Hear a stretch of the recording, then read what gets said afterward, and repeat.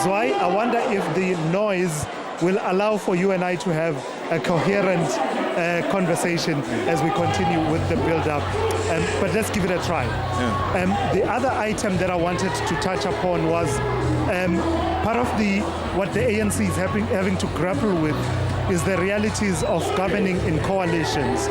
In its assessment of the state of the ANC in the Northwest, for example, it talks about the number of municipalities that are being governed in a coalition form and the weaknesses and strengths that come with that. And this is me building up to talking about what Fikile Mbalula has been saying about not being able to implement their policy decisions. He's been making some statements about a return to pushing expropriation of land without compensation. Because if you notice, that's fallen on the back burner a little bit, simply because of the realities of governing in a coalition. Just your thoughts on that statement. In fact, the Northwest Province is actually very well placed to deal with some of this because the fact of the matter is that there was a municipality, or there is a municipality in this province, Disobotla. You'd recall that at some point it had to go for a rerun, and then the rerun produced the same results, so they couldn't be able to find the outright winner. So this province knows very well how difficult it is to manage coalitions. It's even more difficult if you have the agenda that you want to push.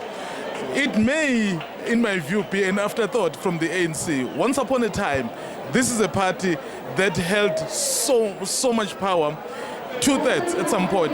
Even without 2/3, the kind of the majority they had was absolutely unassailable. Some of those things that they are speaking about now, they could have easily dealt with them back then. Now, you are barely surviving, and then you are then thinking about what you could have done. So it will be very difficult. Yeah. Coulda, woulda, shoulda. Exactly. So it's very difficult, and you will start to hear some of that language to say, we are not able to do this because you have not given us enough mandate. But one will ask, when you had that, why did you? I mean, sometimes the EFF will poke them and say, we gave you 6% to deal with those. You didn't do anything about it. So those are the questions which will come back. Yeah. So they may not have just a free pass to say, no, we're willing to do this time around. Yeah. So why didn't you do it? Of course, you can always go back. Hindsight does also help you to reflect. Absolutely. Yeah. So I want to show our viewers what the stadium looks like at the moment. If we show you that wide shot, the stadium itself is starting to fill up. It's significantly better than it was about an hour ago when you and I were talking about just, it's filling in quite slowly, because this is a 20,000 seater venue and it has taken a while to get us to this point. Mzwai. It is hot. When I last checked, the official temperatures were being recorded at 26 degrees.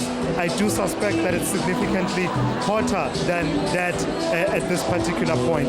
And Mzwai, just talking about that, the weather, the dynamics, what it plays into. What's your sense? There's a section of the stadium that's not filled up at all at this point. You've got sprinklings of people that have come and perched themselves to our left, to my left. What's your sense, given the temperature, the difficulty of getting here? Because once you get to Rustenburg, that's not the end of your journey. So if you are a branch coming through from the Eastern Cape, from the Northern Cape, or wherever, and you are really keen to be a part of this, what's your sense in terms of driving the program forward, knowing what is entailed in the program? The messages of solidarity, messages of support, the cultural items. What's your sense? Should we be getting underway? I think, learning from the past experience, I think the ANC sometimes does tend to cut out some of the programs or of the items, and I won't be surprised if one of the very first items after the prayers will be the president speaking. I remember it happened, I think, I stand correction, I think in Cape Town, where the president was actually one of the first items, obviously outside of the prayers. So given that the time has already really passed, they may opt for that, to say once the president gets here, he delivers the speech, and then after that there can be messages of support. So we do have a precedent of that happening. So I think that that's the route they will take. Yeah, all right.